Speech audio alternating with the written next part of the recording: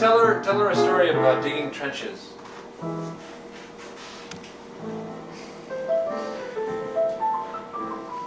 Well, Susie, from 1941 through 1945, we have dug many trenches and many latrines. The first trench we dug was in 1941 November, the beginning of World War II, okay? And we were kids then. We didn't do too much of the digging, the servants did the digging, but it was a huge trench, about 8 foot long and 6 foot deep. It was a straight line covered with zinc sheets and earth and leaves on top for camouflage, okay? And when my Aunt Dolly came from Mall, Maine, which is in southern Burma, and saw this trench, she almost had a fit. She says, "You will never survive in a trench like this." And she made us make this trench like a W, and it was 3 times what we had done. Well, we were your servants. Well, we Rangunites, and Dad is quite incensed that she had upset his whole plan. But it turned out that, you know, when Rangoon was bombed, all the cousins came to live with us, and there were about 15 in that house, and that trench was barely enough for all of us.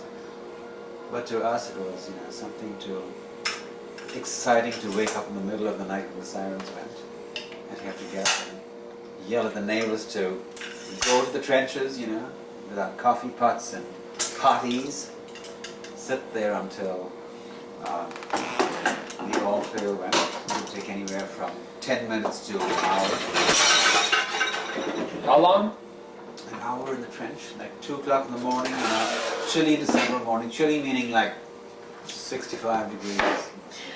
The mosquitoes were terrible. They'd buzz, and sing loudly. And that was... And then that was our trench number 1. Were you actually there? This was in Rangoon. No, we never had bombing everywhere. That was in December the 23rd through the middle of January. And then we left Burma, we left Rangoon for now. In January, I think that now's the time to blaze the hammer. Check it. Is it still on? Mm-hmm. So how old were you? 11. I was prepubescent. Turn it off for a while. Mike, turn it off for a while. Dad, just talk. Keep babbling. We are wasting phlegm. Dad, it can be overtaped, Dad. Yeah, we just need to. We want to see Continue how it your looks. story. All right. In the first or second week of January, my mother and Sister Babs and Joe and myself and 2 cooks and a nanny. The nanny was half Chinese, half Korean, okay? All left Rangoon by train for Mandalay. It was an 8-hour trip all night, and we were terribly scared of being machine gunned by the Japanese airplanes. But we made it safely and got to Mandalay where my cousins lived. Is that visible, what I'm saying now? Yeah, it's visible. Okay.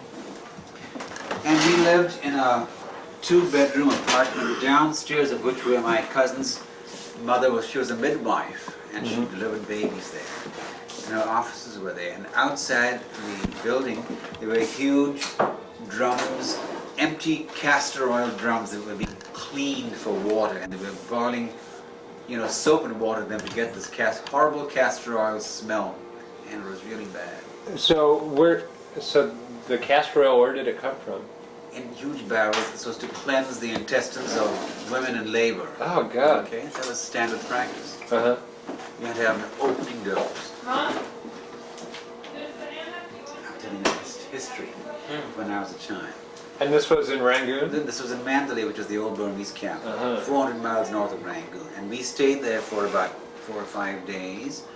And we visited the royal palace, which was burned to the ground during the Japanese regime by Like it. radical. I can't think anymore. But it was burned to the ground by the Japanese? Well, no. The Japanese were occupying the palace throughout World War II. And when the Allies, the British and American and Chinese allies were recapturing Asia, As part of the policy, they bombed Japanese Stronghold. strongholds, and this is how the whole palace burned down in 1944-45.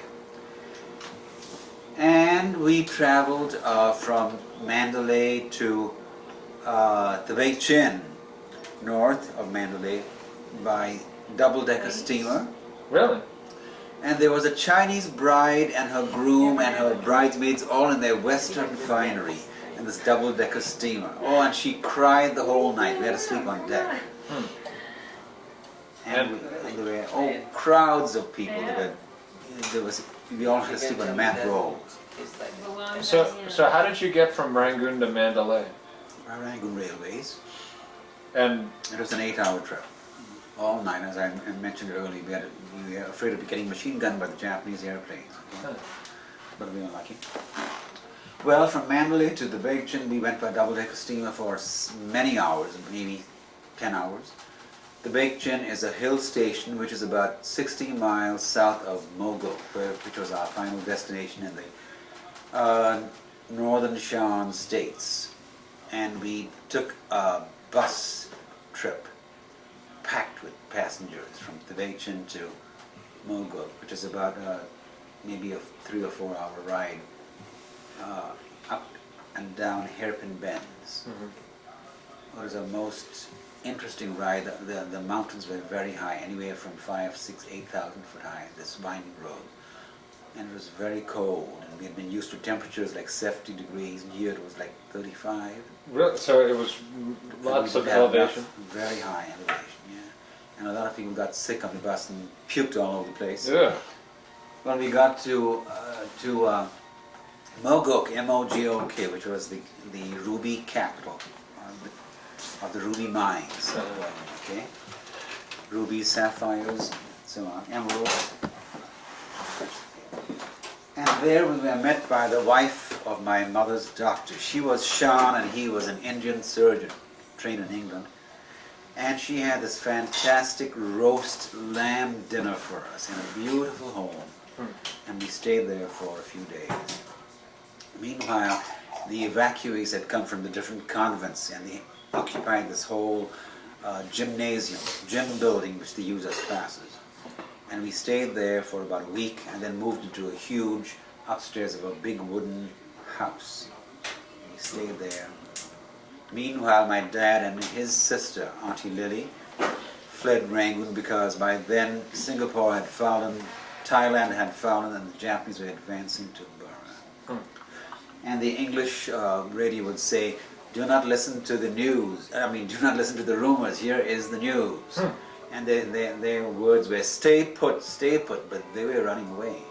And finally everybody left Rangoon. And my dad came in his Citroen car. He had never traveled by road this far, 700 miles. He came with the rest of the servants in huge trunks of our property. And we stayed there, about 15 in the family, my cousins Katie and Lil and my aunts and uncles. We stayed in this huge house for about a month. This was January, February, until March of 1942. At that time, my mother had a radical mastectomy, and she was quite ill. And meanwhile, hundreds of thousands of people were leaving Rangoon by double-decker steamer. They were walking to India, up and down those mountains between India and Burma. And we were very excited because we thought this was going to be our first plane ride. We allowed a 40-pound canvas bag, and we were all packed to go. And we went from Mogok down to the Chin by the same winding bus. This was like 5 months later. And when we got to the Irrawaddy River station, there were double-decker steamers packed to the nines, even on top of the roof, with thousands of people hanging on by their eyebrows. And when my dad, we were there for 2 days, and when my dad saw those steamers, he said we were not getting on those steamers because my mom was not ill. And we decided to go back to Mogok that night. There were a lot of Chinese troops fleeing Burma to get into India from there. And we were I was so mad at my dad because we were thinking of going on a plane, Well, we left that night. that night, the Japanese shelled that town, and that Dak bungalow, DAK bungalow where the Chinese soldier was staying, got a direct hit, and hundreds of people killed that night. We could have all been killed that night. It was my dad's foresight. But my cousin, who's that? Hunter. My cousin Robin, who had just gone through the first 2 years of engineering college, he decided that he was going to move to India. So he went with the high school girl from St. Matthew's in Moulmein, who was never heard from again. I understand he died from cholera. Yeah, 20-year-old kid. Who's the front door, Mike? And so we stayed in Mogok until April of 1945. When we got back to Mogok that night, the entire town had evacuated. There was nobody in this town of maybe 8,000 people. This was a town that was a valley surrounded by mountains and had 2 lakes and a well up the valley. And so we were told that we would have to evacuate to a village of about 5 miles away, and we had to walk with little carts with handles. And we packed our essential baggage and moved to this village 5 miles away. And that night the Japanese troops shelled the whole town. What year again was that? What? What year was that again? This was April of 1942. And with us was our blind aunt, great aunt, my mother's aunt, who was 85 years old. She also had to walk with us 5 miles. That shelling was terrible. Oh, I'll never forget that. And we could hear the Chinese troops yelling, the Japanese, barrage was terrible. And we were in that village for about 2 weeks. Did most of the people leave the city in time? The entire town was empty. There was nobody left, so we had to leave. And the people. And who did the warning come from again? Just from the head man of the village. He said you had to get out because the Japanese troops were coming. And we stayed in this hut that was very primitive, and they had dogs and pigs in the lower level. And the dogs' fleas were everywhere under the mats on the floor. And Buddhist custom, you didn't kill the fleas. So we'd sing hymns loud, and we'd get this little can of flit it was called. We'd lift the mats and flit under, and we thought that was hilarious. Kill all the fleas. And we stayed there for about 2 weeks, and then the British allies had left. The Japanese were in. It was time to go back. We had to settle down again, so we all went trudged back to Mogok. With our first contact with Japanese troops and Japanese money, everything British was confiscated, and you were not allowed to talk English in public. Yeah. We had to bow to the master like this. Master. Arigato gozaimasu. Oh! What does that mean? Thank you very much. And we had to bow to this. So that's the Japanese military men. And the Japanese were very cruel when they first came. And if you didn't understand what they were saying, they always backhanded you with a slap. Everybody got slapped in the face. That was the way of putting everybody down. And so instead of coming to the country as people who would liberate your country from British rule, they came as masters. And they were masters there until April of 1945. Incidentally, when the Japanese were fleeing, and the British and the Americans and the Indians and the Chinese troops came back, we fled to the same village. But meanwhile, we had been jailed in December of 1944. My mother had died in January of 1944. Because of our British ancestry, they thought we were all spies, and there were about 150 people in that jail. And it was fun. We were not allowed to leave, but we would barter our bed sheets and pillowcases and clothing for meat and vegetables. The villagers would come to the gate of the jail, and we would. How many of you were there? About 150 people. And we Did had you- how many of campfires them every did you night. know? What? How many of them did you know? We knew most of them because we had known them from church and Sunday school and Sunday school and so on. One day they just came up to your door and said, "Hey, you." Well, the you have to Japanese go." wanted to take us back to Mandalay to the internment camp there, but they had no gasoline, what we call petrol, to take us down from Mogok to the Baekchun again by the riverside to go back to Mandalay.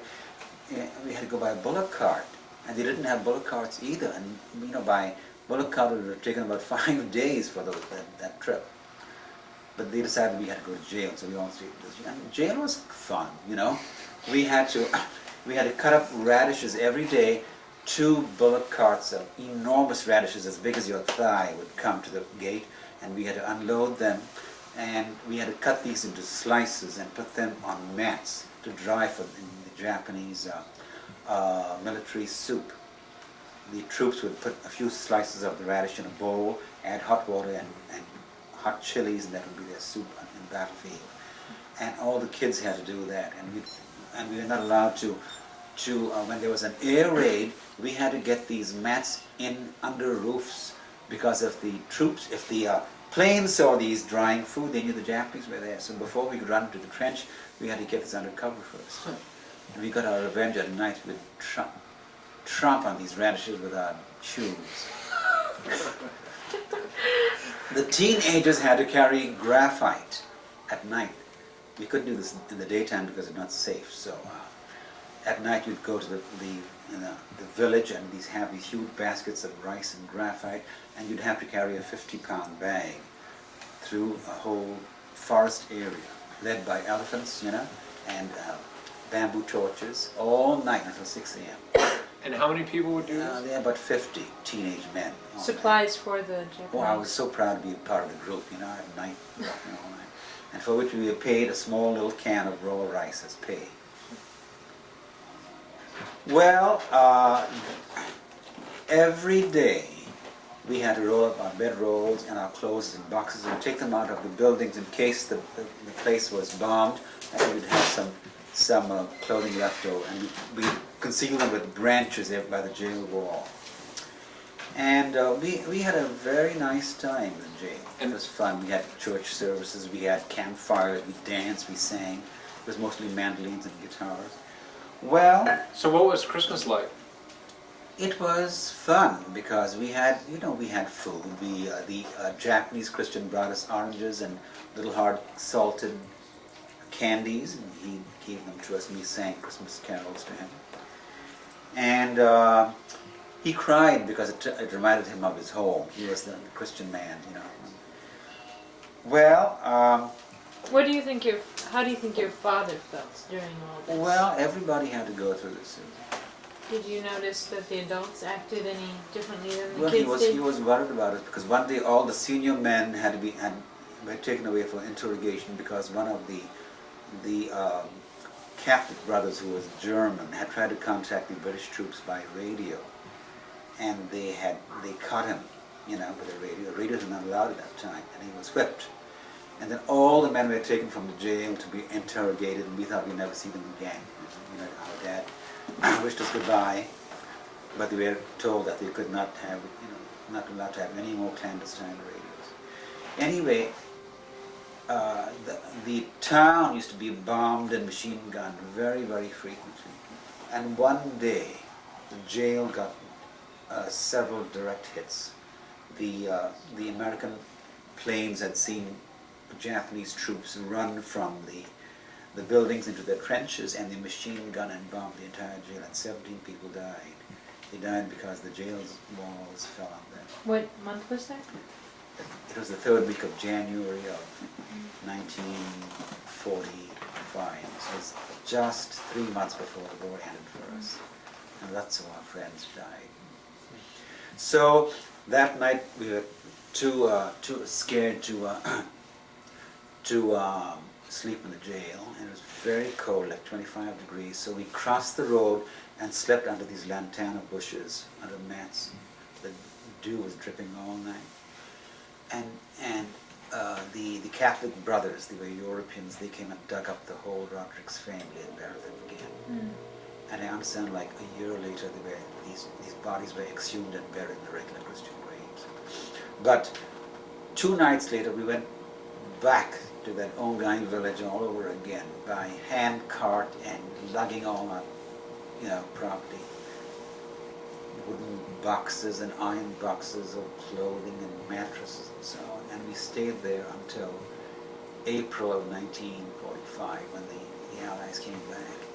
Now at that time, the Allied planes would drop leaflets by the thousands telling us that they would come back, not to give up. And we were not allowed to pick these up because the Japanese said they would never leave Burma, they would be there for the next 100 years. Okay. But we'd find these leaflets, and because we had no newspapers, no radio, so we didn't know what was going on. One day there were about 200 planes overhead flying from India to bomb Mandalay, and the Japanese told us it was their planes. It was not really the Allied. They were called flying fortresses.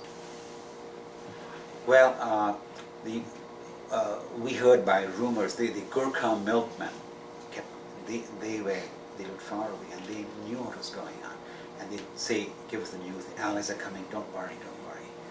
And one day there were no more Japanese soldiers left there. And we were terrified because the Japanese had warned us, don't go and join the British because we are coming back, and if we come back and find you have been, fraternizing with, helping the British, we can come back and kill you all.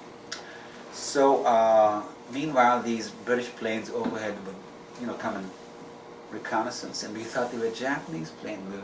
We'd all run into the trenches. And finally, we heard a word that the troops had landed in the town of Mogok again. And all the men went to find out what the news was. We were not allowed to go. And they came back and brought us bread that we had not seen for 3 years. Tea, cheese, butter. Oh, it was unbelievable, I ate a whole loaf of bread and a can of milk. I was so hungry. That's sick. But we had no food for 2 weeks. Like we had pumpkins and salt. So we had to eat it. It was hard. And so now here we are in America, and 24 hours a day you can buy 500 loaves of bread at a time. And have somebody bake it for you. And then we moved to Mamio. And in fact, Bab's house in England is called Mamio after that. By truck and by raft, and we stayed in Mamio for a year, and then came back to Rangoon again in January again of 1946. And Came back to a totally empty house. the house was still there. Houses were still there. There's nothing left. Totally stripped. Stripped. No windows, no doors. All the furniture gone.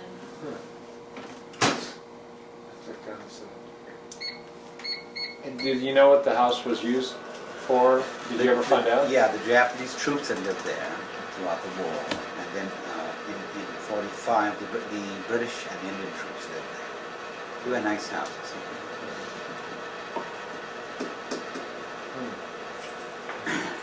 Oh, interesting. So I was 11 years old when I left Rangoon, and I was 15 when I came back. 4 years. So what, did you go to school or? Well, there were school teachers living in the house next to the way we lived, so we studied mathematics, English, geography, and history. But the Japanese did not like us learning English, so whenever we heard their boots, they would scrape their feet in the ground. We used to wear these, what we called Wellington boots, made a lot of noise, leather boots, And we were living on the hill at that time. They'd walk up this hilly road, and you would hear them coming, and we'd hide up all our books and rub up all the stuff from the blackboards, And it was an old, small shack, like a school building. And how many kids were there? Oh, about 10. There were some Chinese kids and Burmese kids and nothing. And who was your teacher? The Rodriguez family, and this was the entire family that was wiped out in the jail. So did you have any, Michael has a skateboard and... We played volleyball, we played badminton, and quoits. You know what quoits is? Like volleyball, but with a quoit ring. The rope ring. It wasn't rope, it was rubber. I've heard of it, but Rubber? Oh, no, not rope. What? It was, fantastic game. Oh, you could really throw it, and you had to get a round, hard rubber ring about that. Araby. no, it's solid. It's like a dog's chew toy or something. It was called quoits. Yeah, I've heard of it. Q-U-I-T-S. But yeah. did you have any like prized possessions that that you took with you and like Michael always carries a skateboard everywhere. Well, no, we had to travel very light. So, and I left my stamp album in Rangoon, and my young sister had said, "You've got to take it, Ali," she says, and I didn't. And she never let me forget that. Nice. It was prize, but it was my pride too.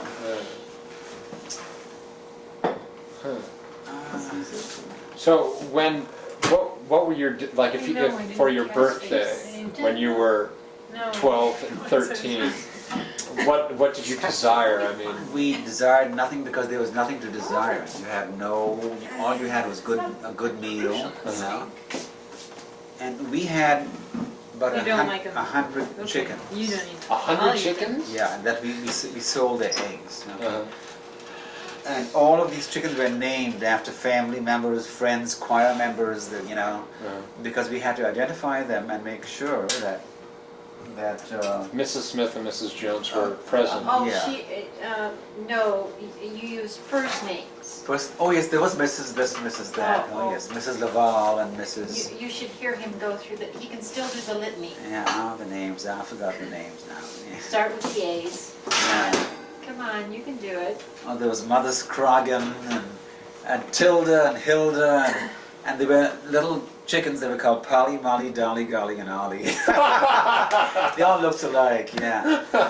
And there was Thundercloud and Salt and Pepper and goodness, yeah. And we would let these chickens out into the jungle to forage for themselves, but every evening they had to come back and take a census. Make sure they were all And how do you call the chickens? We'd call them dee, dee, dee, dee, dee, dee, dee. But this was in the south. The chickens in the north didn't know titi. We had to call them broo, broo, broo, broo, broo, broo, broo, broo, broo, and they'd come running for food and devour all that food. Now in southern Burma, chickens always ate paddy, which is the unhusked rice grain. Okay. Now in northern Burma, you couldn't get paddy. You got corn, hulled corn. And those chickens were fat from all that fat in the corn. And I used to take the eggs to market.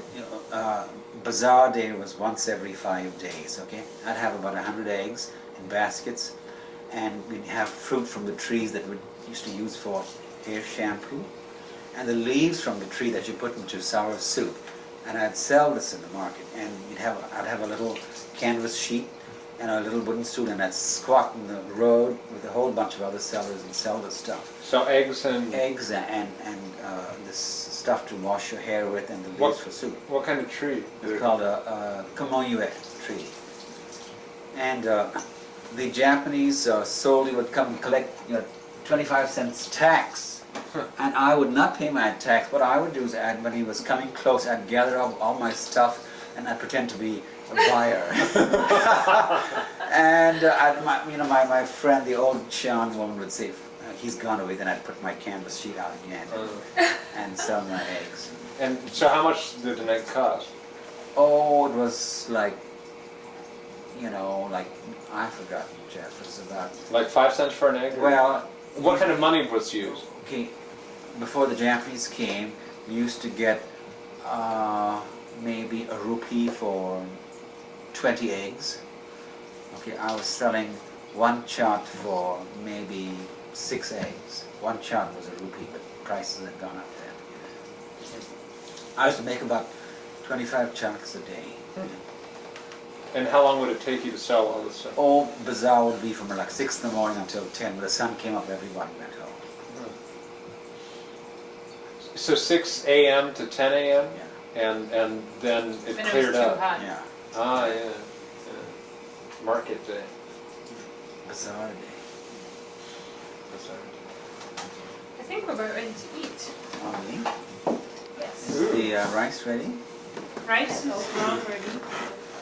Well, we used to go to Mr. Mosier's Nope, place and of course. in Hallie's, and you'd make a beeline for the video places after. That's right. I had to get my quarters. Yeah. And, Is this yours? it's not. I did not do that. That looks like something you would do. No, I